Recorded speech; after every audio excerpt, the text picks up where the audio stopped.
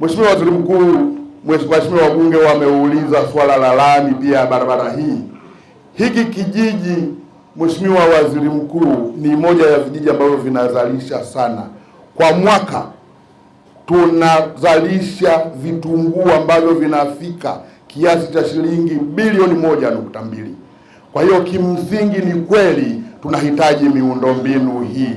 Mheshimiwa Waziri Mkuu, kwa sasa tuna kilomita 15 pale Karatu mjini ambazo zinahitaji lami, na hadi sasa tumeshajenga kilomita 4.23.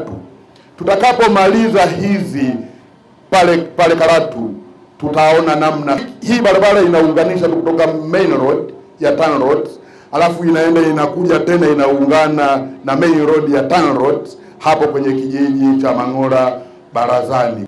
Ukitoka pale tulipokunja kuja huku ili uende kutokea kijiji cha Mang'ora Barazani, kuna kilomita 10.8 ambazo ziko ndani ya TARURA.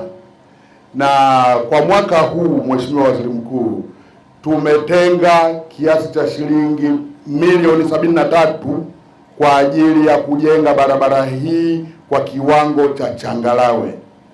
Na kazi hii haijaanza, Mheshimiwa Waziri Mkuu, lakini hapa ninawaelekeza TARURA wasaini ule mkataba mara moja ili kazi hii ya kilomita hizi 10.8 ziweze kuanza kufanyiwa kazi.